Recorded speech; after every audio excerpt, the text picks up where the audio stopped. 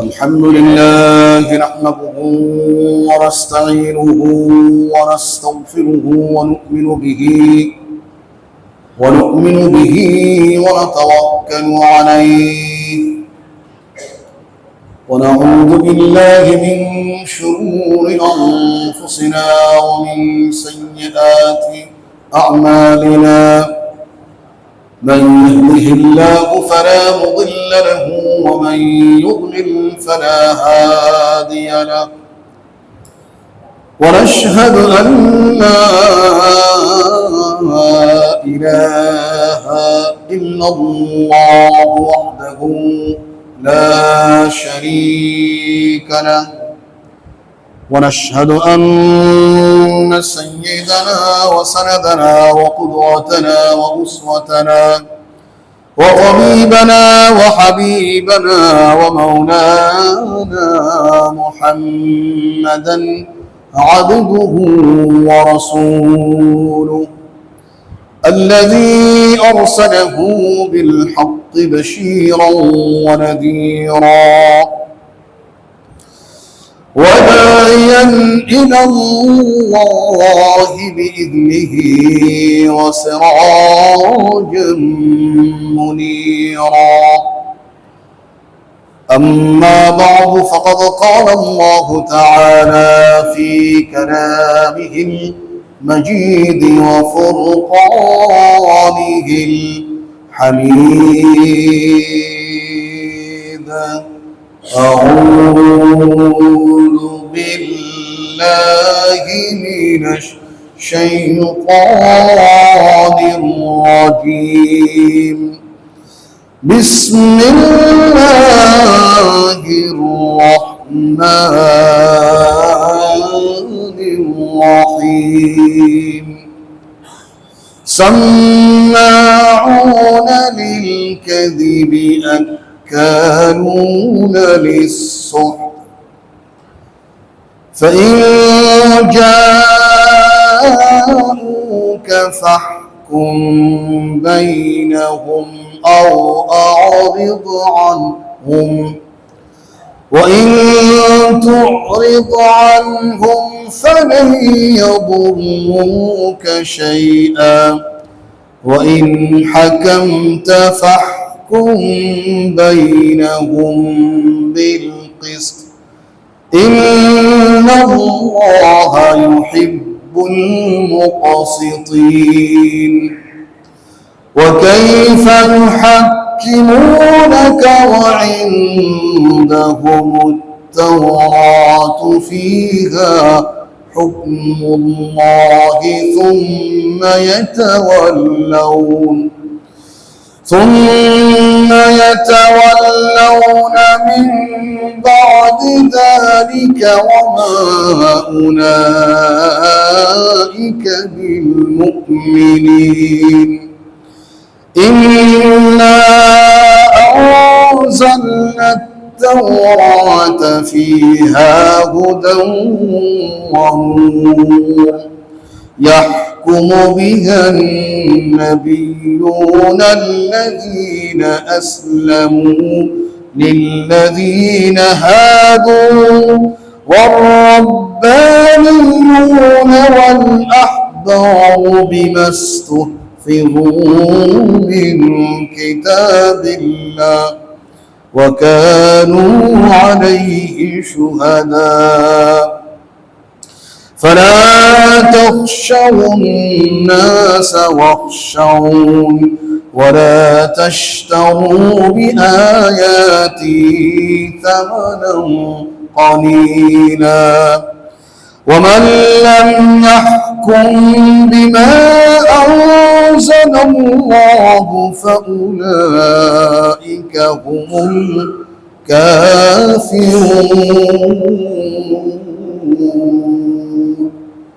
صدق الله عظيم وصدق رسوله النبي الكريم ونحن على ذلك من الشاهدين والشاكرين সম্মানিত মুসলিম ভাইরা, আমরা প্রথমেই মহান রব্বে করিম আল্লাহ তাবারাক ওয়া তাআলার সন্নিধানে প্রথমেই শুকরগুজার হচ্ছি, যিনি আমাদেরকে পবিত্র ঈশার নামাজ যথারীতি যথানিয়মে বা জামাত আদায় করার তৌফিক দান করেছেন। এরপরেই সরাসরি কোরআনে হাকিম থেকে ধারাবাহিক সিরিয়ালি আমাদের যে তাফসীরুল কোরআন অনুষ্ঠান, এখানে আসার এবং বসার তৌফিক ইনায়েত করেছেন। হৃদয়ের শক্ত আবেগ উচ্ছ্বাস দিয়ে আমরা সবাই একবার শুকরগুজার হচ্ছি, আলহামদুলিল্লাহ। সম্মানিত ভাইরা, আজ আমরা আপনাদের সামনে কোরআনে কারীমের ষষ্ঠ পারা সূরা আল মায়েদা এর 42, 43 এবং 44 এই তিনখানি আয়াতে কারিমা তেলাওয়াত করা হয়েছে। আমরা 3 আয়াতের উপরেই কিছু কথা বলি ইনশাআল্লাহ, সবার জন্য দোয়া করেই আজকের দিন শেষ করা হবে। তো আমরা গত তাফসীরে আলোচনা করেছিলাম যে ইহুদিরা রাসূল করিম আলাইহিস সালামের কাছে এসে বিভিন্ন বিষয়ে তারা দেন দরবার করত। ইহুদিদের কথা বারবার বলা হচ্ছে, পৃথিবীতে সবচেয়ে অবাধ্য এক জাতি হল ইহুদি। এখন যা দেখছি শুধু তাই না, অনেক আগে থেকে সবচেয়ে অপবাদ আরোপকারী, বিদ্বেষী, হিংসুটে এবং যারা সহাবস্থান বিশ্বাস করে না, তার মানে আমরাও থাক ওরাও থাক, এই জিনিস ইহুদি রক্তে নেই, আমিই থাকবার কেউ না। এবং তারা এখন হাড়ে হাড়ে বুঝাই দিচ্ছে আমাদের ফিলিস্তিন এবং ইসরায়েল যে দ্বন্দ্ব, ওরাই থাকবে। অথচ ফিলিস্তিন প্রায় ৪,৫০০ বছর আগে থেকে ফিলিস্তিন নামে আছে। আমাদের হাদিসের কিতাবগুলো আজ থেকে ১,০০০ বছর আগে সেখানে ফিলিস্তিনের নামটা আছে, আল খলিল নাম আছে শহরের নাম, আর বাইতুল মাকদাস তো আছে। সেখান থেকে মুসলমানদের বিতাড়িত করতেছে তারা। দুঃখজনক, এতগুলো মুসলিম রাষ্ট্র সব মিলাইয়া আমাদের মতো আমরা যেমন খাইতেছি ঘুরতেছি, বাস কোথায় কি হচ্ছে কোনো খবর নাই, চাষা আপনার গান বাসা, এ হচ্ছে মুনাফিকি স্বভাব আমাদের রয়েছে। জুমার দিনে বললাম, ভাই আপনি মুসলিম নিজের জন্য নয়, আল্লাহ আপনাকে নিজের জন্য বানান নাই। আয়াতটা বললাম, কুনতুম খায়রা উম্মাহ উখরিজাত লিন-নাস, আল্লাহ বলছেন তোমরা শ্রেষ্ঠ জাতি, you are the best nation. আমাদের বলছে তোমরা শ্রেষ্ঠ জাতি। কেন? উখরিজাত লিন-নাস, এই জাতিকে সৃষ্টি করা হয়েছে মানবতার কল্যাণের জন্য। একটাবার বলেন নাই বান্দা তোমাকে তোমার জন্য বানানো না, আমাকে বানিয়েছেন বিশ্ব মানবতার জন্য। আমার নবী বিশ্বলোক, মক্কা মদিনার লোক না, সেখানকার জন্য না, সৌদি আরবের জন্য নয়, জাজিরাতুল আরবের জন্য নয়, এশিয়ার জন্য নয়, উনি সারা দুনিয়ার জন্য। আল্লাহ পাক বলেছেন, বলো হে রাসূল, কুল ইন্নী রাসূলুল্লাহি ইলাইকুম জামিআ, হে রাসূল বলো, হে দুনিয়ার মানুষ শোনো, আমি কোন ব্যক্তি, গোষ্ঠী, কোন এলাকা, কোন অঞ্চল, কোন সময়ের জন্য না, আমি কিয়ামত পর্যন্ত বিশ্ব নবী আল্লাহ আমাকে বানিয়েছে। আমি তোমাদের সবার নবী, সেই নবীর উম্মত। আপনি নবী যদি বিশ্ব নবী হন, বিশ্বকেন্দ্রিক হন, আপনি তার উম্মত, আত্মকেন্দ্রিক হতে পারেন না। সুতরাং আমরা সবার দিল ভাই, প্যালেস্টাইন এরা আমাদের মুসলমানদের রক্তের সাথে থাকা উচিত, কারণ তারা আমাদের কালেমার ভাই। আদর্শ ইসলামে কোনো জাতীয়তাবাদ নাই, ভালো মনে রাখবেন। ইসলামে নিরপেক্ষতা নাই, জাতীয়তাবাদও নাই, দুটাই হারাম, দুটাই হারাম। সেকুলারিজম কুফরি, ন্যাশনালিজম এটা আরেক কুফরি। ইসলামে যদি জাতীয়তাবাদ থাকতো, আরব জাতীয়তাবাদ থাকতো, আরব জাতীয়তাবাদ, ইরান জাতীয়তাবাদ, মিশর জাতীয়তাবাদ, আমরা বাংলাদেশি জাতীয়তাবাদ, তাহলে সবাই জাতীয়বাদ থাকলে আমরা যুদ্ধ করবো, সৌদি জাতীয়বাদ বড় বড় ন, আমাদের যদি জাতীয়বাদ থাকে একটা হবে নাম, সেটার নাম হলো ইসলাম। কি হবে? সারা পৃথিবীর সব মুসলমানদের একটা আদর্শ হবে, তার নাম ইসলাম, এক অভিন্ন। সুতরাং পৃথিবীর সর্বপশ্চিমের দেশ নরওয়ে, এদিকে মনে হয় কোন দেশ সবার আগে চাঁদ দেখে, সূর্য দেখে, জাপান, এর মাঝখানে যত মুসলমান কালেমার ভাই, আমার সবাই আমার কাছে আপন, রক্ত আমানত। পৃথিবীর কোন প্রান্তে এক মুসলিমকে টর্চার করা হলে, নির্যাতন করা হলে, অপ্রেস করা হলে মনে হবে যেন এটা আমাকেই করা হচ্ছে, আমার ভাই। সেই ফিলিস্তিন, আহা, কেন এটা হচ্ছে? কেন? অভিশপ্ত জাতি ইহুদি সেখানে আছে।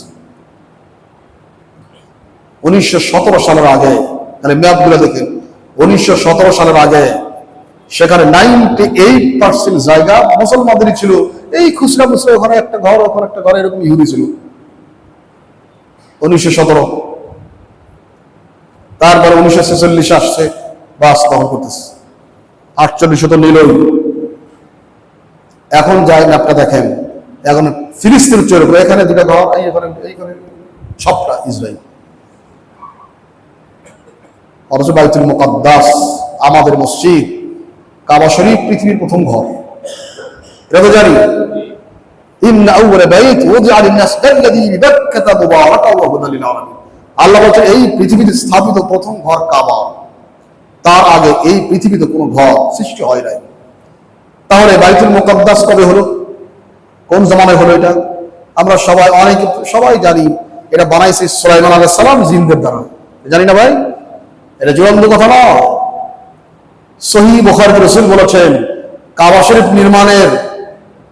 নির্মাণের মাত্র 40 বছর পরে আদম আলাইহিস সালামের জামানাতেই বাইতুল মুকাদ্দাস তৈরি করা হয়েছে। কয় বছর পর? সেই জামানা থেকে আছে। কাবা শরীফ যেমন ভেনিশ হয়ে গিয়েছিল নূহ আলাইহিস সালামের প্লাবনে, তখন বাইতুল মুকাদ্দাসও ভেনিশ হয়ে গিয়েছিল, কিন্তু ভিত্তি ঠিক ছিল। কাবার ভিত্তির উপরে ইব্রাহিম আলাইহিস সালাম বানাইছেন, আর বাইতুল মুকাদ্দাসের ভিত্তির উপরে বানাইছেন সুলাইমান আলাইহিস সালাম। আমাদের সেই মসজিদ এখন এরা ভেঙে ওদের প্ল্যান হলো এখানে থার্ড টেম্পল বানাবে তারা। ওই যে দাজ্জাল আসবে, দাজ্জালের জন্য তারা অপেক্ষা করতেছে। দাজ্জাল আসলে সারা দুনিয়া মুসলমানদের শেষ করে তাদের বিজয় নাকি ঘটাবে। সেই জন্য বাইতুল মুকাদ্দাস এখান থেকে নাকি থার্ড টেম্পল আসবে, ভাঙবে। এটা আজ হোক কাল হোক তাদের প্ল্যান হলো ভাঙার। এখানে তো থার্ড টেম্পল বানায়া দাজ্জালকে স্বাগত জানাবে, রিসিভ করবে, আর মুসলমানদের ঘুমই কাটতেছে না। হযরত আলী বলেছেন, ইন্নান নাস নিয়াম, উনি বলছেন ইন্নান নাস নিয়াম ফাইদা মাতু ইনতাবাহু। এখন সব মুসলমান ঘুমিয়ে আছে, এদের ঘুম ভাঙতেছে না। হ্যাঁ, যখন মরে যাবে, কবরে যাবে, তখন তাদের ঘুমটা ভাঙবে। দেখলাম কি, আরে জীবনে কিছুই করলাম না, সর্বনাশ। যা ছেলে মেয়ের জন্য মনে করছিলাম, বুলেটটা হয়ে গেলে হজ করবো, গাড়ি রাখবো, আল্লাহ বিল্লাহ করবো, সময় পাইলাম না। তখন সজাগ হয়ে গেছে, মরার পরে লাভ নাই। এই জন্য ভাই, প্রত্যেকটি বিষয় মুসলিম যুবক আমাদের কে যে ধোকায় ফেলবে। ভাই রে মুসলমান যুবক, তোমার রক্ত তো রবি ঠাকুর রক্ত নাই ভাই, সূর্য সেনের রক্ত নাই। তাকায় দেখো, তোমার রক্ত হোসাইনের রক্ত আছে, কারবালা। আমির হামজা রক্ত আছে, রসুল রক্ত ফেরাস। যদি ইমানটাকে বুঝো,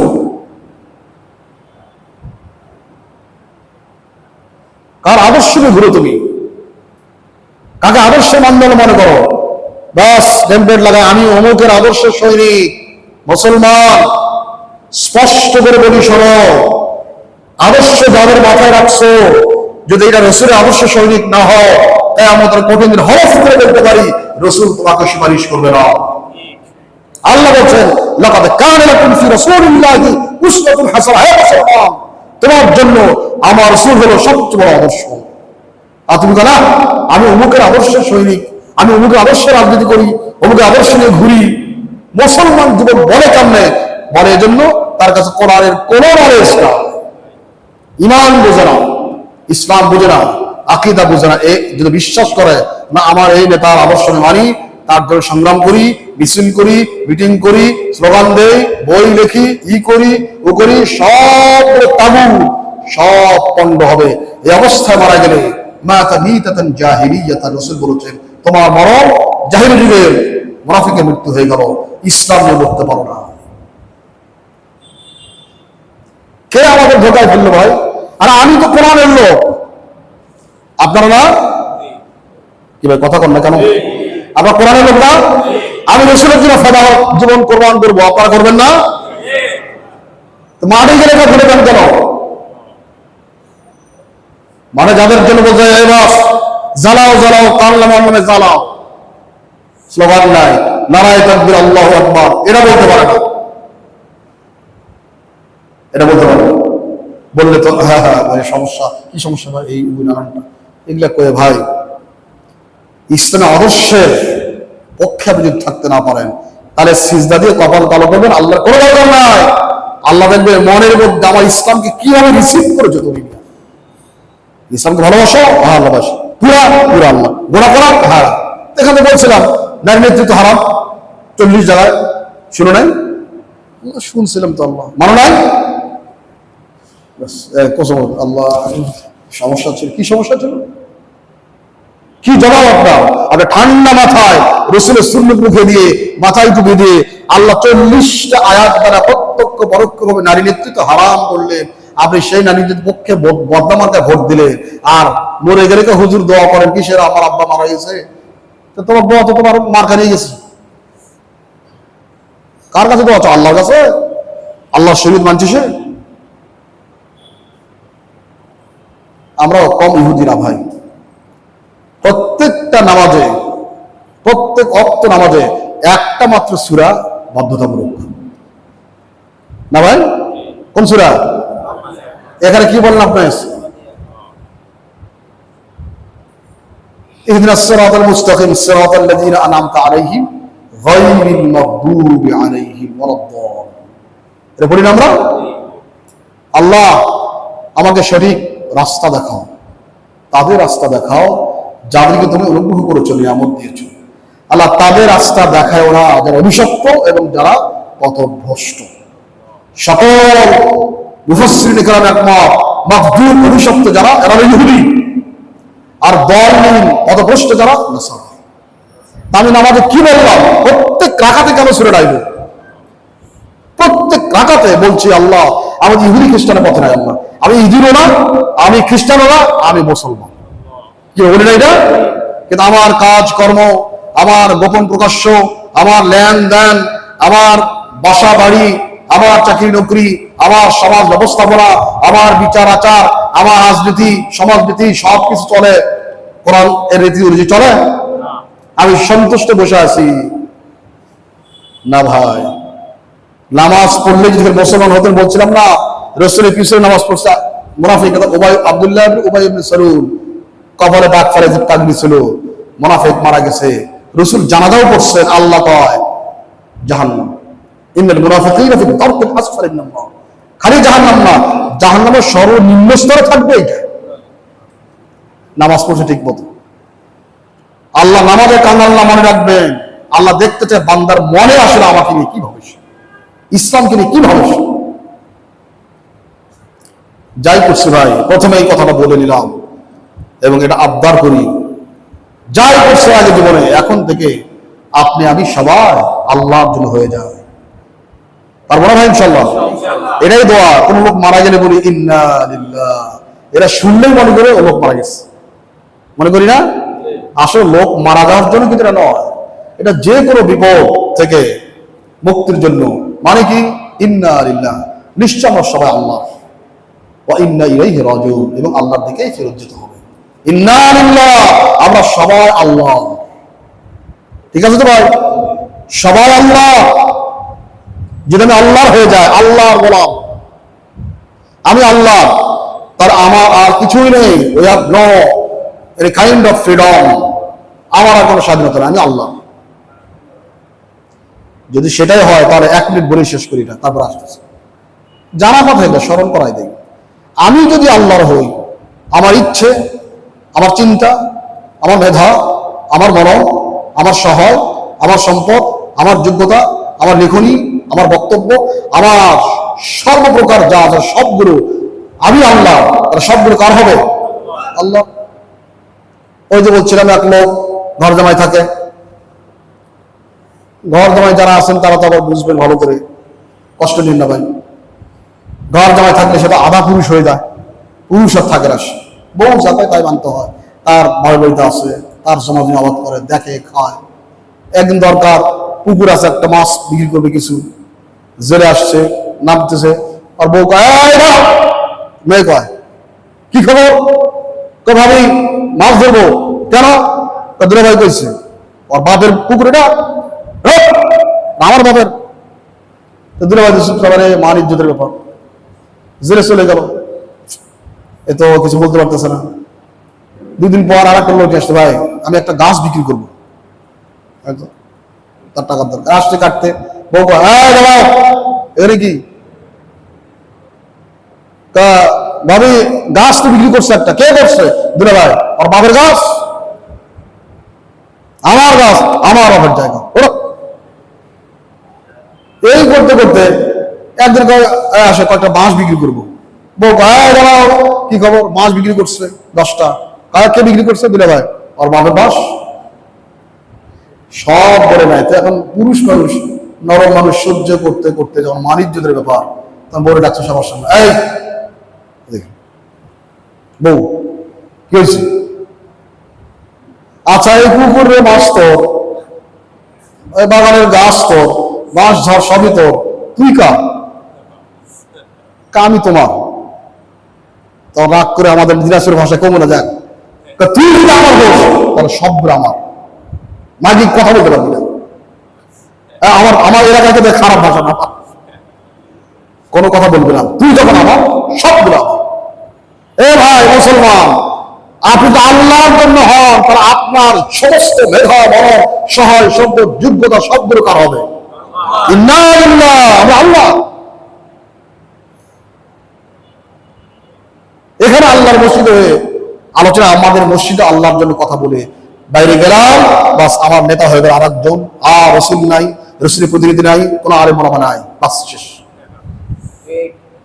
মুসলমান একটা বেনামাজিকে মুসলমান ভোট দেয়, প্রত্যেকদিন দাঁড়িয়ে খুর লাগায় শেভ করে, মুসলমান তাকে ভোট দেয়। মনে করে ভোট, এটা তো কোনো ব্যাপার না, এটা তো দুনিয়ার কোনো বিষয়। মুসলমানের কাছে দুনিয়াতে কোনো বিষয় নাই, কোনো বিষয় নাই। হয় আপনার সওয়াব, না হলে গুনাহ, মাঝখানে কোনো জিনিসটাই মুসলমান। এই জন্য ভাই, প্রত্যেকটি কাজ করার আগে রসুল বলছেন, মুসলমানের যদি চলতে গিয়ে পায়ে ছোট্ট একটা পাথর পড়ে, ছোট্ট একটা কাঁটা বিঁধে যায়, একটু কষ্ট হয়, উঠ করে উঠে, এই কষ্টের দ্বারা আল্লাহ পাক ওই বান্দার গুনাহ খাতা মাফ করে দেন। গুনাহ ছাড়া মুসলমান নাই, পুণ্য ছাড়া মুসলমান নাই। মানে আপনার এমন কোনো কাজ নাই যে একটা কাজ করছেন গুনাহ নাই, পাপ নাই, এই সওয়াব নাই, না, এমন কোনো যে হয় সওয়াব আছে, হয় ছায়া, না হলে রোদ। মাঝখান নিরপেক্ষ কোনো জায়গা দেখবেন না, হয় ছায়া, না হলে রোদ। চিন্তা করা, এই কাজটা যে করলেন, নাকি সওয়াব নাকি গুনাহ? প্রত্যেক কাজেই চিন্তা করুন ভাই, এটা কি সওয়াব হচ্ছে নাকি গুনাহ হচ্ছে? মাঝখানে কোনো রাস্তা পাবেন না। এমন বলতে পারবেন না, না এমন একটা কাজ করলাম, এটা সওয়াবও নাই, গুনাহও নাই। এমন কি আশ্চর্য হবে। রাসূল বলেন, আফি বুযি আহাদিকুম সাদাকা, তোমাদের স্ত্রীদের যৌনাঙ্গেও সাদাকার সওয়াব আছে। বুখারীর হাদিস। তো যুবক সাহাবাগণ লজ্জা পাত, হুজুর এটা কেমন কথা? এখানে সাদাকা সওয়াব। হ্যাঁ, কেমন হুজুর? বলছেন, স্ত্রীর সঙ্গে তুমি তার যৌনাঙ্গ নিয়ে যা করো, এইটা যদি আর একটা মেয়ের সঙ্গে করতে, সওয়াব হতো না গুনাহ হতো? হুজুর কবিরা গুনাহ হতো। তাহলে যে রাস্তায় করলে কবিরা গুনাহ, ওই জিনিসটা বৈধ পন্থায় করলে এখানে সওয়াব আছে। তার মানে স্বামী স্ত্রী মিলামেশা করলো, এখানেও আল্লাহ সওয়াব রাখছে। আর কই যাবেন কম? এখন ভাই যাই করি, এখন চিন্তা করে আমার কাছ থেকে সওয়াবের কাজ হচ্ছে নাকি গুনাহের কাজ হচ্ছে। যদি আপনার মনটা সাক্ষ্য দেয়, ইমানই মনটা, না এটা সওয়াবের কাজ, করেন করেন। যদি আপনি বেনামাজি, সুন্নতের কোনো বালাই নাই, ইসলামের কোনো ধান্দা নাই, কোরআনের অনুশাসনের বিরুদ্ধে যারা দেশ চালাইছে এদেরকে যদি মন থেকে আপনি ভালোবেসে ভোট দেন, আপনি ওই দিন ভাই আমার দায়িত্ব ছিল, this is my duty and responsibility to declare, এটা বলা আমার দায়িত্ব। একদিন আসবে হয়তো আমার খুঁজবেন যে আমাদের ইমাম সাহেব তো বলে নাই, হুজুর তো বলে নাই, আমার ভাই তো বলে নাই, বললাম এই জন্য যারা বলতে পারে আল্লাহ আমি বলছিলাম, এগুলা অস্বীকার করতে পারবেন না, কারণ আপনারও এখানে রেকর্ড হচ্ছে, ভিডিও আমারটাও রেকর্ড হচ্ছে, আমি যে বলতেছি রেকর্ড হচ্ছে, শুনতেছে রেকর্ড হচ্ছে, বলতে পারবেন না না যা আলামিন বাশীর ওয়া নাযীর, না আল্লাহ আমার কাছে কোনো এরকম সতর্ককারী যায় নাই, কোনো আলেম আমার যায় নাই, আল্লাহ যায় নাই, আল্লাহ রেকর্ডটা ছেড়ে দিবে। এই ডাক্তারে কথা বলতেছে কে? আল্লাহ আমাদের হুজুর শুনছে কে? এটা হয়েছে, এরা দেখো তখন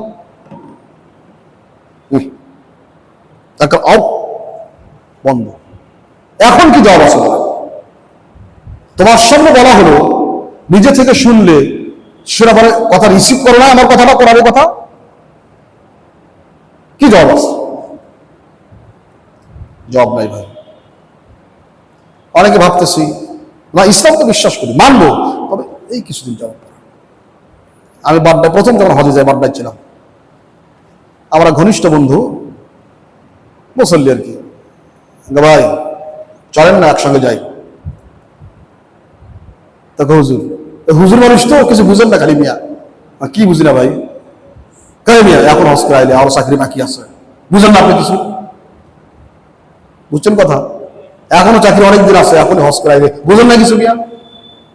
তারপরে এখন ঘুষটা চলতেছে না, এটা ঘুষ গিলা চাকরির শেষ দিন পর্যন্ত খাবে, খাওয়ার পরে ঘুষটা হালাল করার জন্য এইবার হলে যাবে সে। বাহ, চমৎকার বুদ্ধি আপনার ভাই। আল্লাহর সঙ্গে কন্ট্যাক্ট কবে করলেন যে আপনি চাকরি করতে ঘুষ খাবেন, বাস কারবারি করবেন, করে শেষ সময় আল্লাহ যা মাপ দিয়ে, আল্লাহ কইছরা সব মাফ করবা, এখন মাফ করে দাও। আহ রে বান্দা, যাক ভাই আল্লাহর জন্য হয়ে যায় ভাই, গেছেন তো ইনশাল্লাহ। এখন আল্লাহর বান্দাদের কাছে এখন আসুন ডাইরেক্ট। ইহুদি, এবং এখানে ইহুদি কথা বলা হচ্ছে। প্রথম কথা, সাম্মাউনা লিল কাযিব, ইহুদিরা মিথ্যা কথাগুলো খুব মনোযোগ দিয়ে শুনতো।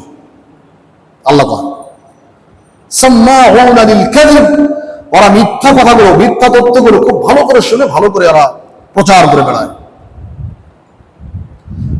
আকালুনা লিস-সুহত, এবং তা হারাম মালে খুব মজা পায়। দেখেন কি কয় আল্লাহ, ওরা মিথ্যা কথাগুলো খুব মনোযোগ দিয়ে শুনে এবং হারাম মাল খাইতে খুব মজা পায়। হে রাসূল, ফাইন জাউকা লিফাহকুম বাইনহুম, তারা যদি তোমার কাছে কোনো বিষয় বিচার নিয়ে আসে, তাহলে ফাহকুম বাইনহুম, তুমি ইচ্ছে করে বিচারটা করে দিতে পারো, আর জানহুম, না হলে তুমি এড়িয়ে চলতে পারো, না ভাই তোমাদের মধ্যে যাও। রাসূলকে আল্লাহ পাক অপশন দিলেন, ইখতিয়ার দিলেন, হে রাসূল ইচ্ছে করে বিচার করতেও পারো, তুমি অ্যাভয়েড করতেও পারো। ওয়া ইন তুরিদ আনহুম ফালান ইয়াদুররুকা শাইআ, যদি ভয় করো যে ওদেরকে এড়িয়ে চললে ক্ষতি হয় কিনা, আল্লাহ বলছেন না, যদি এড়িয়ে চলো আমি আল্লাহ বলছি ওরা তোমার কোনোই ক্ষতি করতে পারবে না। এটা আকীদার বিষয়, আকীদার বিষয়। আমাদের আকীদা হচ্ছে যে সমস্ত পৃথিবীর সকল মানুষ এবং জিন যদি মিলে আমার ক্ষতি করতে চায়, আর আমার আল্লাহ যদি আমার ক্ষতি করতে না চান, তাহলে আমাদের আকীদা হবে দুনিয়ার সবাই মিলে আমার সামান্য ক্ষতি করতে পারবে, এটা আমার আকীদা। আর যদি পৃথিবীর মানুষ জিন সবাই মিলে, ওয়ানিজতামাআতিল জিন ওয়াল ইনসু আলা ইয়ানফাউক লা ইয়ানফাউকা ইল্লা ইয়াশাআল্লাহ, রাসূল বলছেন যদি সমস্ত পৃথিবীর সমস্ত মানুষ এবং জিন একত্রিত হয়ে ওরা চায় তোমার কল্যাণ করতে, আর আমি আল্লাহ যদি না চাই, তোমার আকীদা বিশ্বাস হবে আল্লাহ চান না পৃথিবীর সবাই মিলে আমার সামান্যতম কল্যাণ করতে। হে রাসূল, যদি মনে কষ্ট লাগে ওরা আবার ক্ষতি করতে পারে কিনা, আল্লাহ বলেন না, ফালাই ইয়াদুররুকা শাইআ, যদি এড়িয়ে চলো ওরা সবাই মিলে তোমার কোনোই ক্ষতি করতে পারবে না। আর ওয়াইন হাকামতা, আর যদি বিচার করতে চাও, করা লাগে, তাহলে ফাহকুম বাইনাহুম বিল কিসত, তাহলে সততার সাথে, ইনসাফের, জাস্টিসের সাথে বিচার করবা, কোরআন এর বিধান অনুযায়ী বিচার করে দিবা। ইন্নাল্লাহা ইউহিব্বুল মুকসিতিন, নিশ্চয় আল্লাহ পাক ন্যায় বিচারকদেরকে খুব ভালোবাসেন। এটা একটা আয়াত দ্বারা। আচ্ছা, এই আয়াত নাজিল কেন হলো, কারণ বলা হয়েছিল। বেশ কয়েকটি কারণের মধ্যে সংক্ষিপ্ত একটু 1 মিনিট বলে নেই, মনে থাকতে পারে আপনাদের। 2 জন ইহুদি জিনা করছে, মনে আছে বোধ আপনাদের। ওরা বহুত বিচার করছে, বিচার করতে পারে না। চলো মোহাম্মদের কাছে চলো, মোহাম্মদ নাকি ভালো বিচার করে। তখন বলছে নেতারা, শোনো, মোহাম্মদ যদি তোমাদের পছন্দের মতো রায় দেয় তাহলে এটা গ্রহণ করবা, আর যদি তোমাদের পছন্দের বাইরে রায় দেয় গ্রহণ করবো না। নেতারা বলে দিস আগে, ঠিক আছে। জেনা করছে 2 জন, বলছে হে মোহাম্মদ, এরা 2 জন জেনা করছে, বিচারটা করে দেন। তোমাদের তাওরাত নাই? আছে। সেখানে কি আছে? যেখানে 2 জন তথ্য বল, এটারও মানার কথা আছে, আর কিছু নাই, কারণ আর কিছু নেই। মনে আছে আপনাদের কথাটা? তখন আমার তাওরাত আনো। এখানে আসছে রসুল নিজে গেছেন ওদের লাইব্রেরিতে, তাওরাত বের করো। আর এখানে আসছে নিয়ে আসে তাওরাত, আনছে। আব্দুল্লাহ ইবনে সালাম পণ্ডিত, বের করো, মুসলমান, দেখছে এইরকম ধরে এর পড়তেছে। দেখেন এই যেরকম এরকম ধরে এরকম আঙুলটা দিয়ে পড়তেছে। মানে যেই জায়গায় অ্যাডাল্ট নারী পুরুষ জেনা করলে পাথর বেড়ে হত্যা করার কথা আছে, এই জায়গাটা আঙুল দিয়ে চাপায় রাখছে, সবগুলো পড়তেছে। তারপরে সালাম বলেন, এই আঙ্গুলটা কোথায় রাখছো? কেন ভাই, করে সরাও। দেখা গেল এখানে আছে, প্রাপ্তবয়স্ক বিবাহিত নারী পুরুষ জেনা করলে ওদের পাথর মেরে হত্যা করতে হয়, তাওরাতে লেখা আছে। এখন বলা হচ্ছে হে রাসূল, আমাদের আসছে وكيف يحكمونك وعندهم التوراة فيها حكم الله। হে রাসূল, আপনি ন্যায় বিচার করলে ওরা মানবে কিভাবে আপনাকে?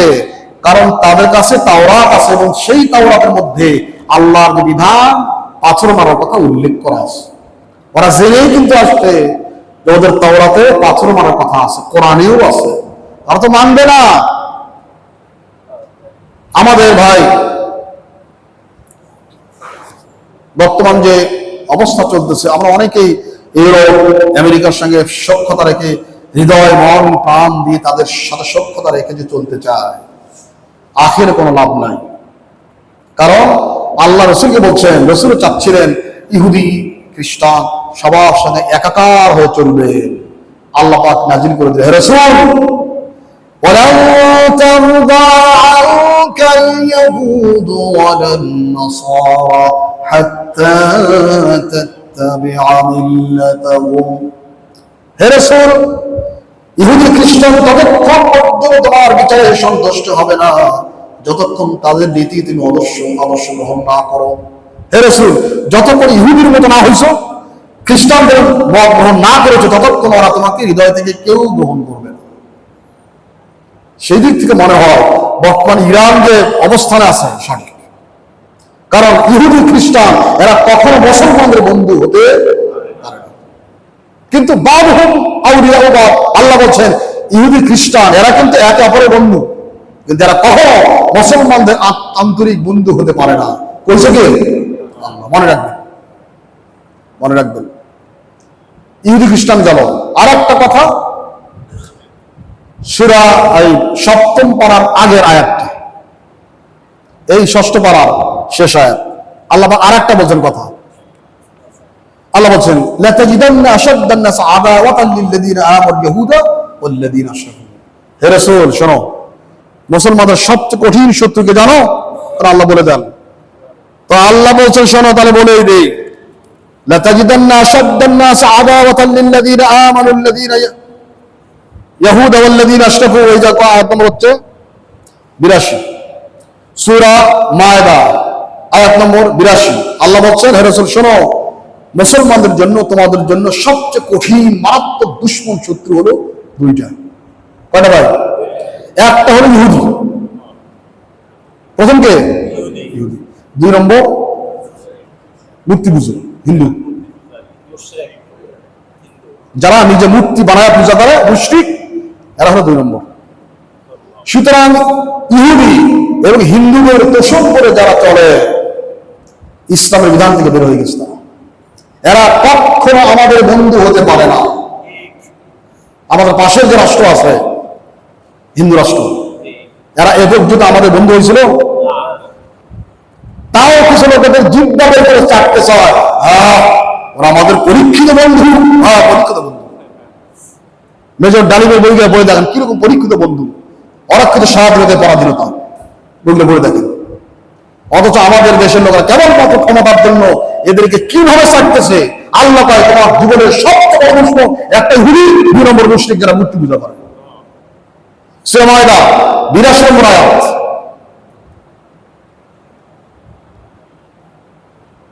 ছোট্ট করে বলে দেই ভাই, যাদেরকে পছন্দ করেন ভোটার যদি ভোট দেবেন, যদি দেখেন তারা এই 2 শত্রু পদগ্রহণ করে পা চাটে, তাদেরকে ভোট দেওয়া হারাম।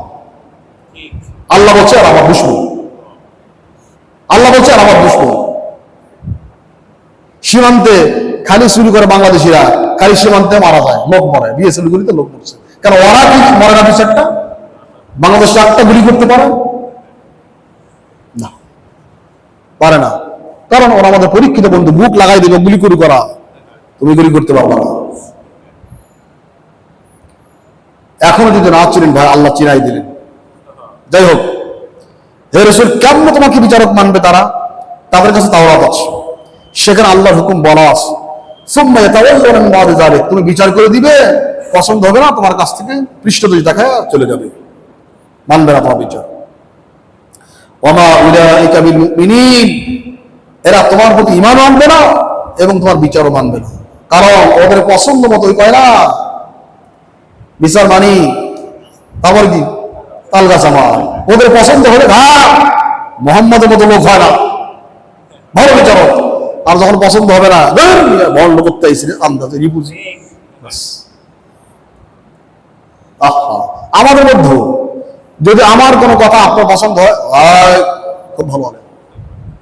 আমি পছন্দ না উনি কি জানো, কোনো আলিম হলো নাকি? এরকম হয় না ভাই?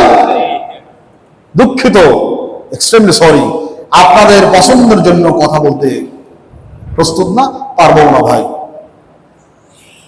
যা বলি আপনাদের কল্যাণ চিন্তায়, সব কথা আপনাদের কল্যাণ চিন্তায় বলার চেষ্টা করি। কারণ আজকে তো বাহাবা পাইতাম আপনাদের মতো পছন্দ করে মতো কথা বললে, কিন্তু একদিন তো আমি ধরা খেয়ে যাব। এই মুফতি সাহেব এদিকে আসো, খতিব সাহেব কি বলছিল, কোথায় পাইছি? দুঃখিত ভাই, ওইরকম কথা আমরা বলি না, বলার চেষ্টাও করি না, নিয়ত নেই, কোরআন হাদিসে নাই, সহি না, না এমন কথা বলবো না। আমার যদি কোনো কথা আপনার ডাউট করেন সহি না, আমি ওপেন বললাম, আপনাদের ভাই হয়ে আমাকে বলবেন যে ভাই কথাটা তো সহি না। যদি আপনি আমার কাছে প্রমাণ করতে পারেন আমার চাইতে আপনার তথ্যটা অধিক সহি, 1000 বার আপনার কথা গ্রহণ করব, কারণ আমি ভুলেও থাকতে পারি। কি ভাই ঠিক না? তবে আমি চেষ্টা করি যেটা বলি দেখে শুনে বলার চেষ্টা করি। তবে এর বড় ম্যান ইজ কি কয় to err is human and forgiveness is divine. ভুল হলো মানবীয়, আর ক্ষমা হলো কি ভাই স্বর্গীয়। ইংলিশ না, টু আর ইজ হিউম্যান, ভুল মানবীয়। হে রাসূল, ওরা কেমনে তোমাকে বিচারক মানবে? কারণ তাদের কাছে তাওরাত আছে, সেখানে বলা আছে। পরের যে আয়াতটা দেখেন, অর্থগুলো বলে যাই। ইন্না আনজালনাত তাওরাত, হে রাসূল আমি তাওরাত নাযিল করেছি। ফিহা হুদা ওয়া নূর, সে তাওরাতের মধ্যে আছে হুদা মানে গাইডেন্স, হেদায়েত এবং নূর। তাওরাতে 2টা আছে, কয়টা? 1 নম্বর হেদায়েত, 2 নম্বর নূর। মনে রাখবে এটা, আসতেছে। ইয়াহকুমু বিহান নাবিয়্যুনা আল্লাযীনা আসলামু লিল্লাযীনা হাদু ওয়ার রাব্বানিয়্যুনা ওয়াল আহবার বিমা ইসতুহফিযু মিন কিতাবিল্লাহ। এই তাওরাত দ্বারা তদানীন্তন সমাজের আলেম ওলামা বিচারকরা এই তাওরাত দ্বারাই যারা ইসলাম গ্রহণ করেছিল ইহুদিদের মধ্যে তাদের বিচার করতেন এই আলেম ওলামা। কি দিয়ে? বিমা ইসতুহফিযু মিন কিতাবিল্লাহ, সেই কিতাবের বিধান দ্বারা, যেই কিতাবটা হেফাজত করতে তাদের নির্দেশ করা হয়েছিল। একটা মাসআলা আছে, সেই কিতাব দ্বারা বিচার করতেন, যেই কিতাবটা হেফাজত করার দায়িত্ব ওদেরকে দেওয়া হয়েছিল। ভাই বুঝছেন কথাটা? তার মানে তাওরাত, জাবুর এবং ইনজিল এই সব কিতাব দ্বারা তারা বিচার করত, যেই সব কিতাব হেফাজত করার দায়িত্ব আল্লাহ পাক তাদেরকে দিয়েছিলেন। ভাই কি বুঝছেন কথাটা? এই দায়িত্ব আল্লাহ নেন নাই। তার মানে তাওরাত, জাবুর, ইনজিল এই 3 কিতাব সংরক্ষণ এর হেফাজতের দায়িত্ব আল্লাহ পাক উম্মতকে দিয়েছেন, নিজে নেন না। তা কি বুঝলেন এই কথা? আল্লাহ নিজে নেন নাই বলেই পৃথিবীতে আজ একটাও সহি অবিকৃত তাওরাত নাই, ইনজিল নাই, জাবুর নাই। কারণ আল্লাহ দায়িত্ব নেন নাই, দায়িত্ব দিয়েছেন ওই উম্মতদেরকে। বিমাস্তাহফিযু মিন কিতাবিল্লাহ। আর এই যে কোরআন, এর দায়িত্ব কে দিয়েছে? আহা, ইন্না নাহনু নাযালনা যিকরা ওয়া ইন্না লাহু লাহাফিযুন। আল্লাহ পাক বলেন, আমি স্বয়ং এই কোরআনে কারীম নাযিল করেছি, কিয়ামত পর্যন্ত এর সংরক্ষণ করব আমি আল্লাহ পাক স্বয়ং। কোথায় না হে মুহাম্মদ উম্মতরা কোরআন হেফাজত করবা, নো আল্লাহকে না আমি তোমাদের সিরি পারবা না, আমি আল্লাহ পাক দায়িত্ব নিলাম। আল্লাহ দায়িত্ব নিয়েছেন বলে আজ পর্যন্ত কোরআনের একটা আয়াত না, একটা বাক্য না, একটা শব্দ না, এমনকি একটা নোক্তা পর্যন্ত বিকৃত করতে দুনিয়ার কেউ পারে না। বলে এই কিতাব ওরা তো আল্লাহর কিতাব, হ্যাঁ আল্লাহর কিতাব বটে, কিন্তু সেগুলো দায়িত্ব আল্লাহ ওদেরকে ছেড়ে দিয়েছিলেন, কারণ সেই কিতাবগুলো কিয়ামত পর্যন্ত থাকবে না। আল্লাহ দায়িত্ব নেন নাই, এটা কিয়ামত পর্যন্ত থাকবে, এর অথেন্টিসিটি এবং এর অরিজিনালিটি থাকার দরকার বলেই আল্লাহ পাক আমাকে আপনাদের কোন হুজুরদের দায়িত্ব না দিয়ে আল্লাহ পাক স্বয়ং দায়িত্ব নিয়েছেন, যার কারণে প্রমাণ হলো এখনো বিকৃত হয়নি। বলেন না সুবহানাল্লাহ। তোমার এই সেই কিতাব, আহারে কোন নিয়ামত আমাদের ঘরে বুঝলাম না। সুতরাং এগুলো মনে বলছে, শোনো, ফালা তাখশাউন নাস ওয়াখশাউন, হে বিচারকরা শোনো। আল্লাহ বলে, হে বিচারকরা শোনো, ন্যায় বিচার করার ক্ষেত্রে কোন মানুষকে ভয় করবো না, আমাকে ভয় করো। ওয়াখশাউন, আমাকে ভয় করো, মানুষকে ভয় করো না। ওয়ালা তাশতারু বিআয়াতি সামানান কালিলা, আর জাগতিক কিছু ঘুষ, কিছু পারিতোষিক, কিছু সুবিধা পাওয়ার জন্য অল্প মূল্যে কোরআনের বিধানকে বিক্রি করো না। তার মানে অন্যায় বিচার করবো না কারো কথায়, কারো চোখ রাঙানিতে, চেয়ারের জন্য, টাকা পয়সার জন্য বিচারকে বিকৃত করবো না। পর লাস্ট কথা হলো, লাস্ট কথা, وَمَنْ لَمْ يَحْكُمْ بِمَا أَنزَلَ اللَّهُ فَأُولَئِكَ هُمُ الْكَافِرُونَ। আল্লাহ বলছেন, যারা আমার দেখানো, আমার দেওয়া বিধান ছাড়া অন্য বিধান দ্বারা বিচার কার্য ফয়সালা করে, আল্লাহ বলছেন তারা কাফের। এটা কার কথা ভাই? আয়াত নম্বর কত? আয়াত নম্বর সূরা মায়দা 44, 46, 46, 47, 3 আয়াতে বলা আছে। এখানে বলা হচ্ছে তারা কাফের, পরে আসবে তারা জালেম, তারপর আসবে তারা ফাসিক। তাহলে আল্লাহর আইন ছাড়া যারা ব্রিটিশ ল, আমেরিকান ল অথবা তৈরি করা আইন দিয়ে যারা বিচার করে, আল্লাহ কয় তারা কি? বলেন না সবাই, কি ভাই তারা?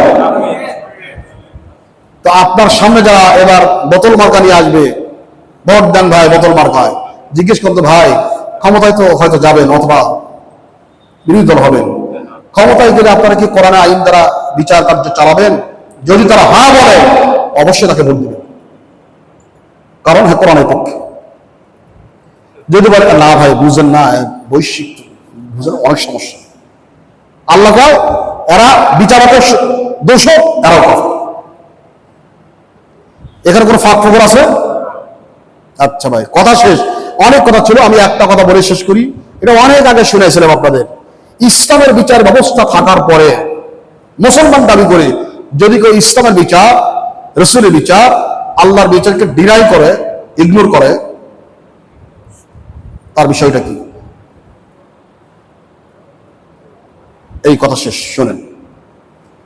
তাফসীর ইবনে কাসির, তাফসীর কুরতুবী, তাফসীরে বাহরে মুহিত সহ মুসনাদ আহমদ কয়েকটা হাদিসের কিতাবে কাহিনীটা আসছে।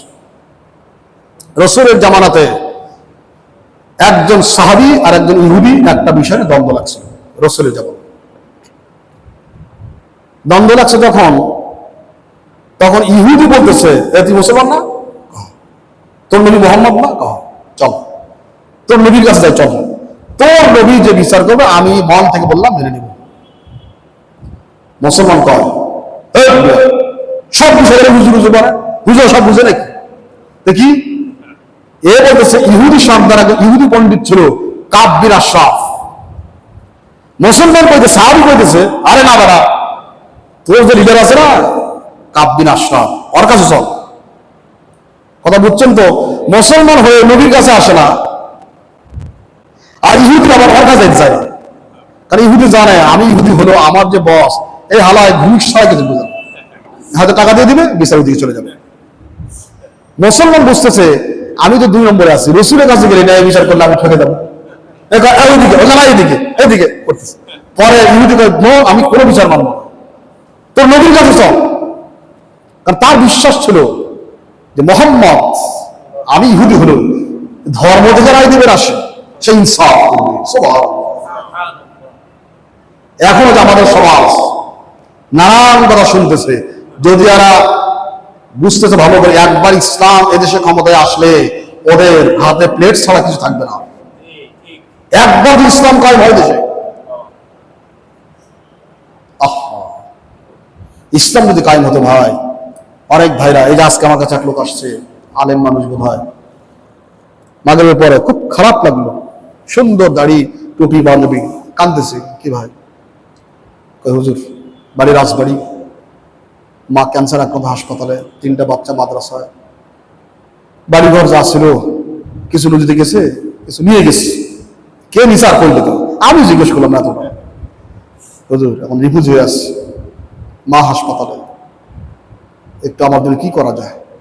খারাপ লাগলো যে ভাই, মসজিদ থেকে তো আমাদের মাইকে বলাটা নিষেধ, কমিটির সিদ্ধান্ত, আর কেমনি বলবো, ডেইলি আমাদের প্রত্যেক অক্টে লোক আসে, তো মসজিদের মাইক দিয়ে তো সাহায্য প্রার্থীর কথা বলা, এটা ঠিকও না। না ঠিক, আপনি কিছু বলেন, লজ্জা লাগতেছে, কেমনি বলি? দেখলাম একটা কথা ভালো কথাই বলতেছে। ইসলাম কায়েম হলে কি করতে? এইরকম বিপন্ন মানুষ থাকলে এর চিকিৎসার দায়িত্ব কার? রাষ্ট্রের না? রাষ্ট্রের। ওর বাড়ি নাই, রাষ্ট্রের। কাপড় নাই, রাষ্ট্রের। রাসূল যেদিন ক্ষমতা নিয়েছেন বলছিলেন, শোনো, লাইসা লিল ইনসানি ইল্লা ফি হাক্কুল খিসাব। রাসূল বলছিলেন প্রত্যেক মুসলমানের মৌলিক 3টি অধিকার আমার কাছে। রাসূল বলছিলেন 1 নম্বর বাইতুন ইয়াসকুনুহু, এমন একটা ঘর তার প্রাপ্য অধিকার আমাদের কাছে, যে ঘরে সে রাত্রিতে আরামে ঘুমাবে, রাষ্ট্রের দায়িত্ব এটা। 2 নম্বর সাওবুন ইয়ারি আওরাতাহু, এমন কিছু পোশাক যা দ্বারা তার লজ্জাস্থান নিবারণ করবে, এই দায়িত্ব রাষ্ট্রের। আর জিনফুল খুবজ ওয়াল মা, মোটা ডাল ভাত খাদ্য পানীয় ব্যবস্থা করা দায়িত্ব রাষ্ট্রের। বলেন না সুবহানাল্লাহ। তখন আমার খুব খারাপ লাগলো, যদি ইসলাম ক্ষমতায় থাকতো এই ব্যক্তিকে আমি ইমাম সাহেব সুপারিশ করতাম, যা দরকার তাই সে পাইত। ইমাম এখনো সৌদি আরব দেখলাম, এবার হজে দেখলাম, ওখানে মনে করেন যে আমি তো মুহাদ্দিস মুফতি বহুত কিছু কইলাম, আর খুব একটা গুরুত্ব দিচ্ছে না। আমার কয় এনতে ইমাম, কয় তুমি ইমাম নাকি? নাম। এনতে খতিব? নাম। খতিব নাকি? আমার কয় এনতে খতিব। তখন দেখলাম আরে এরা মুহাদ্দিস মুফতি এগুলোর চাইতে ইমাম খতিবকে গুরুত্ব দেয় বেশি। তখন আমার দিল 5 কারণ কিতাব, 120 কেজি প্রায়, যার দাম 1 লাখ টাকার মতো, মৌলিক কিতাব। এখনো শুনছে সেখানকার যদি ইমাম সাহেব রিপোর্ট করে কারণ আমি তাৎক্ষণিক পুলিশকে গ্রেপ্তার করবে, তারপরে কোর্টে আছে ইমাম সাহেব রিপোর্ট করছে। তা মনে হয় আমার, আমি তো বড় মসজিদের ইমাম খতিব, বলতাম এ লোকটা বিপন্ন লোক, আমি সুপারিশ করলাম, তার প্রয়োজন অনুযায়ী ব্যবস্থা করেন। তারা আমাদের কথা, এই কাউন্সিলর থাক আর ওসি থাক, আমাদের কথা মানতে তারা বাধ্য থাকতো, বাস লোকটা পেয়ে যেত। আমি পারতেছি তেমন কিছু করতে, সেও লজ্জা পাচ্ছে। হয়তো সচ্ছল মানুষ ছিল এক সময়, ইসলাম নাই ভাই, কিচ্ছু করা গেল না। এই ভিক্ষুক, ইসলাম ধরে ভিক্ষুক থাকতো এরকম? তাই তো ভিক্ষুক বাড়ি নাই না ভাই, চল কল করে দিই, খাবার দাবার কি করো, ব্যবসা, রিক্সা চালাও, ঠেলা চালাও, সেলাই বেশি করো, বাস চলো, ভিক্ষা করবো না। কারণ ইসলামের সবচেয়ে দুইটা পেশা মারাত্মক ঘৃণিত এবং পরিত্যাজ্য। একটা হলো কি? আত-তালাক, তালাক দেওয়া, আর তাসাউল, ভিক্ষাবৃত্তি। ইসলামের সবচেয়ে মারাত্মক নিকৃষ্ট পেশা দুইটা, পেশা না, দুইটা কাজ। একটা হলো তালাক আর একটা ভিক্ষাবৃত্তি। ইসলাম পছন্দ করে না। আর মুসলমান দাড়ি টুপি রেখে পাগড়িতে ভিক্ষা করে, কত খারাপ লাগে, কত খারাপ লাগে। যাকে বলছিলাম, আসছে শেষ পর্যন্ত ইহুদির চাপে মুসলমান আসতে বাধ্য হয়েছে রসুলের কাছে। রসুল সব শুনলেন, দেখে তো আমার সাহাবি, আমার কাছে নামাজ পড়ে, সুন্দর আমল আখলাক। সাহাবি তো আমল আখলাক খারাপ না, আমার হচ্ছে বহুত ভালো। ইহুদি, জি হুজি মোহাম্মদ, আমি তো ইহুদি। আচ্ছা আচ্ছা। রসুল সব শুনে, যেহেতু রসুল তো নিজের পক্ষে কোনো রায় দেন না, ওমা ইয়ানতিকু আনিল হাওয়া ইন হুয়া ইল্লা ওয়াহয়ুন ইউহা, রসুল নিজের পক্ষ থেকে কোনো কথা বলেন না, যা বলেন আল্লাহর পক্ষ থেকে ওহীর ভিত্তিতে বলেন।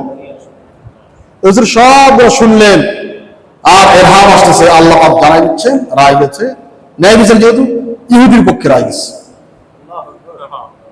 একেবারে সাহাবী মুখটা কালো হয়ে গেল। সে ভাবতেছে, তার পিছনে নামাজ পড়ি, তার দিন মানলাম, চাঁদা দেই, ইয়ারত দেই, জিহাদ যুদ্ধ করি, জিহাদে যাই, আর আমি না হয় একটু 2 নম্বরে আসি, তারপরে তার পক্ষে রায় দিবে, সে মনে মনে খুব খাপা। এখন আসে না ভাই এরকম? অন্যায় ভাবে তাই চায়, আর আমি না একটু ভুল, তাই বলে কি এটা গোল হলো? বের হয়েছে, বের হয়ে ইহুদিরা বলতেছে মুসলমান সাহাবী, যে ভাই শোনো, বলছিলাম না আল্লাহ নবী, আল্লাহরা মানুষ, বুজুর্গ মানুষ, আল্লাহর সঙ্গে রিলেশন সরাসরি, উনি দুনিয়াবি বিষয় খুব একটা ভালো বুঝে না, বিচার আসার রসুল খুব একটা বুঝে না ভালো, তো চলো ফির আবু বকর, আমাদের মধ্যে আবু বকর ভাই আছে, বড় ভাই, উনি জ্ঞান গরিবা রাখি, বিচার আচার করে, ওনার কাছে যায়। করে তোর নবীর বিচার ভালো লাগলো না? আরে বেটা ভালো লাগা না লাগি, নবীজি সব কথা যাওয়া ঠিক না, তো চলো ঈদ দেখি আবু বকর কি কয়। আবু বকর তো নরম মানুষ, মনে করছে ফুসলায় ফুসলায় তাকে নিয়ে নিবে।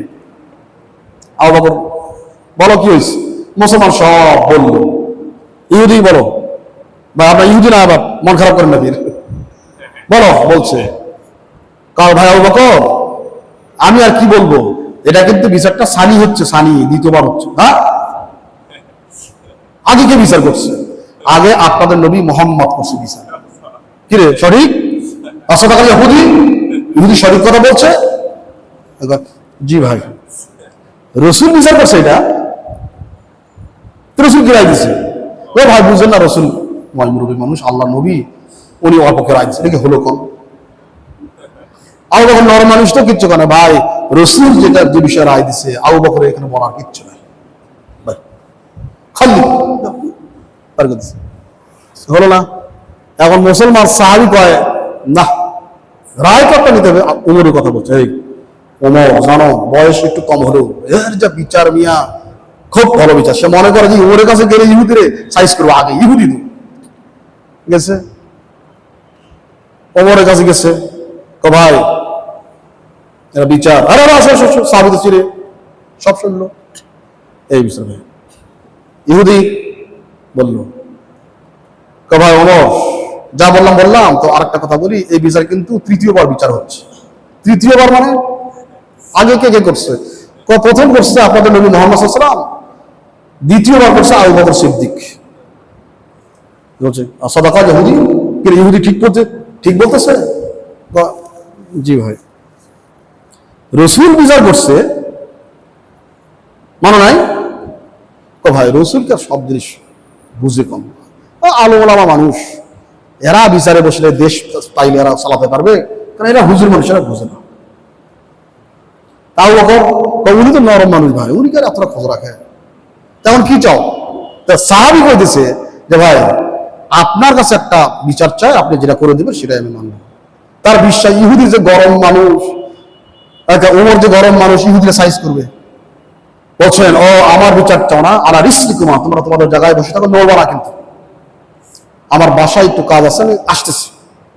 বাসায় গেছে, যায়া তার নাঙ্গা যুদ্ধের তলোয়ারটা যে খাপে থাকে, খাপটা নিয়ে আসছে, নিয়ে আসে তাদের সামনে খাপটাতে খুললো।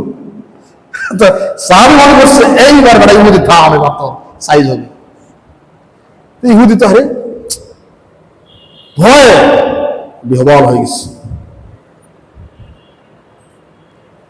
ওমর সাহাবের দিকে তাক করে, শোনো, নিজেকে মুসলমান দাবি করার পর, ইমানদার দাবি করার পর যারা তার নবীর বিচার মানতে পারে না, সন্তুষ্ট না, তাদের বিচার আমি ওমরের কাছে এইটা করে মুসলমানের কল্যাণ, একেবারে এক কোপে কল্যাণ এখান থেকে আলাদা হয়ে ওইদিকে পড়ে গেছে। আর এই দৃশ্য দেখে ইহুদি এখান থেকে উঠে সে এবার আমার পড়া লাগে, আবার ইহুদি ভাই বিচার পাইসা ওদের যাচ্ছে, এই কথাটা রাষ্ট্র প্রচার হয়ে গেল। তখন এই যে 400 জন সাহাবীদের মধ্যে মুনাফিক ছিল, জানেন তো এটা, এই মুনাফিকরা ওমরের জন্য কিছু করতে পারত, ওমরের ভয়ে। এইবার একটা মওকা, দিস ইজ দ্য টাইম, সময় পাইছে একটা ওমরের সাইজ করার জন্য। এইবার তারা সবাই একের দুব্বা জাগুরি আতর সুরমা পাগড়ি লাগায়া হাতে তসবিহ নিয়ে আসছে। ইয়া রাসূলুল্লাহ, আপনি কি জানেন কি খবর? ইন্না ওমর কাতালা মুসলিমান মুখলিসান, ওমর একজন পাক্কা ইমানদার ব্যক্তিকে হত্যা করেছে, জানেন আপনার কেন? তো তখন বললেন, রাসূল বলছে, আরে ঠিকই তো, এই লোক তো আমার কাছে বিচারে আসছিল। রাসূল তো নরম মানুষ, বুঝেন না, আসলে নরম। রাসূল তো চিন্তা যা করছেন, কারা হারে না বিচারটা মানলেন, ওমরকে হত্যা করলো, ওমর হত্যাই করলো। এরা যাচ্ছে হুজুর, কোরআনে কেসাস আছে না, একটা মানুষকে হত্যা করছে ওমর, কোরআনে কেসাসটা আপনি বলেন, রায় দান, আমরা ওই তরফ দিয়ে ওই জায়গায় বসা ওইভাবে ওমরের কল্লা আমরা বিচ্ছিন্ন করে দেবো, কারণ কোরআনে কেসাস কত সত্য, মানে কোরআনের বিধান। রাসূল তো অপেক্ষা করছেন দেখি হেড অফিস কি কয়। সকাল গড়িয়ে গেল, দুপুর গড়িয়ে গেল, বিকেল যাচ্ছে, আর ইহুদের সব সাত রব এবং যাকে মারছে তার জ্ঞাতি গোষ্ঠী আসছে, ওমর মারছে। ওমরে খোঁজ রাসূল, ওমর গা দেখে দিব্যি ভাষার মধ্যে বসে আছে, ওমর ভয় ত্রাস কিচ্ছু না তার মধ্যে, না ওমর একবার স্বাভাবিক। একবারে সূর্য ডোবার আগে আগে আল্লাহ পাক আয়াত নাযিল করে দিলেন, সূরা নিসা 65 নম্বর আয়াত, যাই দেখবেন। কোন সূরা? আয়াত নম্বর। এরা সবাই বলতেছে, হুজুর ওমর একটা পাক্কা ইমানদার ব্যক্তিকে হত্যা করছে, সুতরাং তার কিসাস হবে। ইমানদার ব্যক্তি, রাসূলও বলতেছে, হ্যাঁ লোক তো ইমানদার, আমার সাহাবী, আমার কাছে ইসলাম গ্রহণ করছে, আমার পিছনে নামাজ পড়ে, এই লোকটাকে হত্যা করলো ওমর। রাসূল পরে ভাবতে লাগলেন, সম্ভবত আমরা ওমরকে আর রাখতে পারবো না, এরকম ভয় পাইছে, কারণ কিসাস আল্লাহ কিছু বলতেছেন না। আর সবাই আসছে, শত শত মানুষ আসছে ওমরের বিচার নেওয়ার জন্য।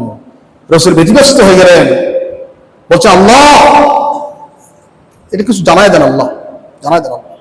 আল্লাহ পাক নাযিল করলেন সূরা নিসা 65 নম্বর আয়াত, কি বললেন? ফালা রাব্বিকা লা ইউমিনুনা হাত্তা ইউহাক্কিমুকা ফীমা শাজারা বাইনাহুম সুম্মা লা ইয়াজিদু ফী আনফুসিহিম হারাজাম মিম্মা কাদাইতা ওয়া ইউসাল্লিমু তাসলিমা। শেষ। আল্লাহ বলেন, হে রাসূল, না না না না, এটা জানাই দাও, ততক্ষণ পর্যন্ত কোন মানুষ মুসলমান হতে পারে না যতক্ষণ হে রাসূল আপনার বিচার মেনে না হয়, এবং আপনি বিচার করার পরে মনে কোনো দ্বিধাদ্বন্দ্ব থাকবে না, বডি মাইন্ড অ্যান্ড সোল সব নিয়ে যতক্ষণ আপনার বিচার মানতে না পেরেছে ততক্ষণ কোন ব্যক্তি মুমিন থাকতে পারে না। তারপর আল্লাহ রায় দিয়ে দিলেন, ওমর যাকে হত্যা করেছে সে মুসলমান ছিল না, সে মুরতাদ হয়ে গিয়েছিল, কারণ রাসূলের বিচার সে মানে না। বাকি বুঝছেন কথাটা? তাই এখন বলেন, আপনাদের ইমাম হলাম আমি, আর এই যাকে মারলো, যে সাহাবীকে মারলো, ওর ইমাম কে ছিল? বুঝতেছেন না? আল্লাহর নবী। ইমামের দিক থেকে আপনাদের চাইতে সে কত অ্যাডভান্স ছিল। আচ্ছা, আপনারা যেই মসজিদে নামাজ পড়েন, এই মসজিদে নামাজ পড়লে ধরেন 27 গুণ বেশি সওয়াব, কিন্তু সে যে মসজিদে নামাজ পড়ছে, মসজিদ নববী, এক হাদিস আসছে 1000 গুণ, এটা সহিহ। আর একটা দুর্বল হাদিস আসছে 50,000 গুণ বেশি সওয়াব। তার মানে সওয়াবের দিক থেকে আপনাদের আমার চাইতে কত সওয়াব বেশি? তার তো মিসওয়াক, দাড়ি, টুপি, পাগড়ি, পোশাকের কোনো অভাব ছিল না। এত কিছু থাকার পর কোন জিনিসটার জন্য আল্লাহ বলেন সে মুসলমান ছিল না, সে কাফের হয়ে গেছে? কোন জিনিসটা ভাই? এবার আপনি বুকে হাত দেন, আপনি কি রসুল যে বিচারগুলো রেখে গিয়েছেন, এরা কি রসুল নিয়ে গেছেন না দুনিয়াতে আছে? কোরআনে আইনগুলো গেছে না আছে? এই আইনের পক্ষে যদি আপনি আমি থাকতে না পারি, আর উমর যদি এখানে বসে থাকতো, এই আল্লাহ আইন মানো, ভাই একটু সমস্যা, কোনো কথা নাই, আমার মনে হয় কোনো কথা নাই, একবার কোপ আমাদের মতো সমস্ত লোকদেরকে লাইনে ফরেন করে আল্লাহ আইন মানো, বিচার মানো, জি এদিকে মানো, কোপ। আজকে সেই উমর নাই বলে এরা বেঁচে আছে। উমর মতো থাকলে হয় মুসলমান নাহলে কাফের, কাফের হয়ে অসুবিধা নাই, ইসলাম মানবে না, কোনো সমস্যা না ভাই, কাফের হয়ে থাকো। কিন্তু মুসলমান নাম নিয়ে রসুলের বিচার মানবারা, কোরআনের বিচার মানবারা, এই মুসলমান ইসলাম চায় না, এরা থাকার অধিকার রাখে না। তুই বেঁচে থাকবি, কাফের হয়ে থাক, হিন্দু হয়ে থাক, বৌদ্ধ হয়ে থাক, নাস্তিক হয়ে থাক, কিন্তু মুসলমান নাম নিয়ে কোরআনের বিচার মানবারা, এই নাম নিয়ে বেঁচে থাকার অধিকার তোমার না। এবার ঠিক কিনা? এখন চিন্তা করেন ভাই, যদি কোনো কথা কোরআনের বাইরে বলে থাকি আমারে বলেন, আর যদি কোরআন এবং সুন্নাহ থেকে বলে থাকি, আমি ইনশাআল্লাহ শতভাগ মারার জন্য প্রস্তুত, অনেক আগে থেকেই। পা থেকে মাথা পর্যন্ত শরীয়ত, কোরআন এবং হাদিসের বাইরে কোনো জিনিস যেন আল্লাহ পাক আমার না, ইনশাআল্লাহ সম্ভব না। শয়তান এদিক থেকে কোনো ধোঁকা দিতে পারবে না, অন্তত আমাকে। আমি চাই, আর যাই হয় নামাজ কালাম হয় কাজা হতে পারে, রোজা রোজা কাজা হতে পারে, অনেক আপনার হতে পারে, এটা আল্লাহ পাক মাফ করে দেবেন। কিন্তু ইসলামের বিধান, আইন কানুন যদি আপনার মনে দিতে থাকে, এটা আর কখনো মাফ হবে না, মাফ হবে না। তো ভাই, অনুরোধ আপনাদের কাছে, দয়া করে যদি ভুল করেন বারবার, তাহলে আপনার ভাগ্যের প্রায়শ্চিত্ত আপনাকে করতে হবে। আমি অনুরোধ করি আপনাদের, ইসলাম এর আদর্শবাদ জানুন, কোন দিকে থাকবেন, কোন পথে থাকবেন, সিরাতুল মুস্তাকিম ধরুন, সিরাতুল মুস্তাকিম ধরুন। আলেম ওলামার সাথে থাকুন, অথবা আলেমদের যারা প্রতিনিধিত্ব করেন তাদের সাথে থাকুন। আপনি কিছু কমতি থাকলেও আল্লাহ পাক মাফ করে দেবেন। আর যদি যতই তাহাজ্জুদ যারা হন, কিন্তু বাক্সে দেয়া বোতল মার্কা মারছেন যারা কোরআন শুনে আইন চায় না, আপনার তাহাজ্জুদ ওই মুনাফিকের মতো কোনো লাভ নেই, সব শেষ, সব শেষ। আল্লাহ পাক আমাদের সবাইকে মেহেরবানি করে যে কথাগুলো আলোচিত হলো যেন আমল করতে পারি, আল্লাহ পাক যেন সে তৌফিক দান করেন, বলি আমি।